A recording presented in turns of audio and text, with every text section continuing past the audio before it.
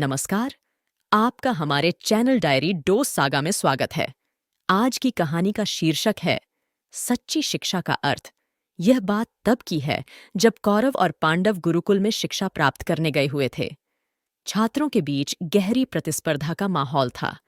हर कोई आश्रम में पढ़ाए जाने वाले सभी विषयों में सर्वश्रेष्ठ बनना चाहता था। वे चाहते थे कि उनके गुरु उनकी प्रशंसा करें। वे कड़ी मेहनत से पढ़ाई कर रहे थे और गुरु अपने विद्यार्थियों से प्रसन्न थे। एक दिन गर्मियों के दिनों में गुरु द्रोणाचार्य को किसी काम के लिए दूसरे शहर जाना पड़ा। उनका कई दिनों तक आश्रम से दूर रहने का कार्यक्रम था। उन्होंने अपने सभी छात्रों को बुलाया और उनसे कहा कि वह कुछ दिनों के लिए आश्रम से बाहर जा रहे हैं और इस दौरान उन्हें कुछ पाठ याद करने होंगे। एक सप्ताह के बाद गुरु द्रोणाचार्य लौटे। अगले दिन उन्होंने छात्रों को कक्षा में बुलाया। सभी छात्र बहुत खुश थे और हंसते हंसते कक्षा में आए। कक्षा समाप्त होने के बाद गुरु ने छात्रों से पूछा कि वे उन्हें बताएं कि उनके बाहर रहने के दौरान सभी छात्रों ने क्या और कितना अध्ययन किया। एक एक करके सभी छात्र राजकुमार आगे आए और बताया कि उन्होंने कितनी मेहनत की है। किसी ने 3 पाठ पढ़े थे, किसी ने 4, किसी ने 5 और इसी तरह सभी आगे आए।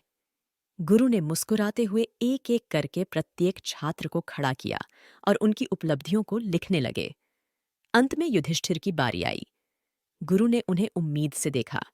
वे कक्षा के सबसे अधिक लगनशील छात्र थे, पर युधिष्ठिर दूसरों की तरह जोर से नहीं बोले। उनकी आवाज धीमी थी और मुश्किल से कुछ कह पा रहे थे। चलो धर्मराज, शिक्षक ने उत्साह से कहा। जब मैं बाहर था तब तुमने क्या किया? मुझे यकीन है कि तुमने सभी पाठ याद कर लिए होंगे और कुछ अतिरिक्त काम भी किया होगा। युधिष्ठिर ने धीमी आवाज में उत्तर दिया, मैंने केवल एक वाक्य पढ़ा, समझा और सीखा है गुरुजी। द्रोणाचार्य स्तब्ध रह गए। उन्हें अपने कानों पर विश्वास ही नहीं हो रहा था। सिर्फ एक वाक्य? उन्होंने आश्चर्य से पूछा। जी गुरुजी, मैं इतने कम समय में केवल एक वाक्य में ही महारत हासिल कर सका। युधिष्ठिर ने दोहराया। युधिष्ठिर को क्या हुआ? उन्होंने पूरा सप्ताह सिर्फ एक वाक्य सीखने में ही क्यों लगा दिया? युधिष्ठिर अन्य सभी विद्यार्थियों से वरिष्ठ थे और उन्हें औरों से अधिक मेहनत करनी चाहिए थी। द्रोणाचार्य को उनसे दूसरों के लिए एक उदाहरण प्रस्तुत करने की अपेक्षा थी, लेकिन वे बहुत ही आत्मविश्वास से कह रहे थे कि गुरु द्वारा निर्धारित कार्य को पूरा करने के लिए एक सप्ताह पर्याप्त नहीं है। गुरु द्रोणाचार्य बहुत ही हैरान थे। उन्हें अपने शिष्यों को डांटना पसंद नहीं था। वह कभी भी गलत और अनुचित आचरण को बढ़ावा नहीं देते थे। छात्र भी उन्हें पसंद करते थे। वे हमेशा उनकी बात मानते थे। लेकिन अब उनके माथे पर चिंता की लकीरें थीं। सभी को उम्मीद थी कि गुरुजी युधिष्ठिर से बहुत नाराज होंगे। वे जानते थे कि अपने आलस्य के लिए युधिष्ठिर को डांट पड़ेगी। छात्र अब आपस में कानाफूसी कर रहे थे। क्या गुरुजी युधिष्ठिर को दंड देंगे? वे उन्हें कैसे दंडित करेंगे? वे उन्हें क्या करने के लिए कहेंगे? क्या वे उन्हें माफ करेंगे?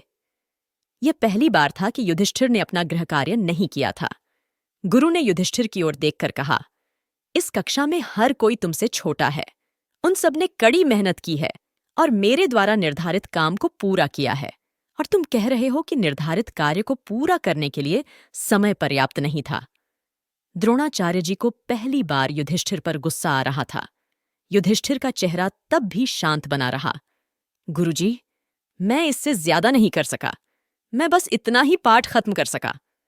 अब द्रोणाचार्य जी का धैर्य जवाब देने लगा था। युधिष्ठिर बहुत शांत मन से बोले, मुझे आपको निराश करने के लिए खेद है गुरुजी। उन्होंने कहा, मैं केवल इतना ही याद कर सका। अब कक्षा के सभी छोटे बड़े छात्र राजकुमार बहुत चिंतित थे। वे सब सोच रहे थे कि एक तो युधिष्ठिर ने अपना काम भी नहीं किया और वे शिक्षक से माफी भी नहीं मांग रहे हैं।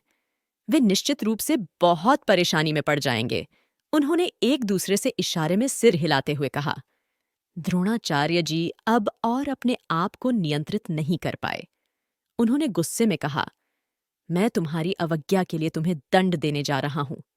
फिर से युधिष्ठिर ने शांत और धीमी आवाज में कहा, मुझे आपको निराश करने के लिए खेद है गुरुजी, पर मैं इतना ही पढ़ सका। पूरी कक्षा हैरान थी। वे सभी युधिष्ठिर को पसंद करते थे।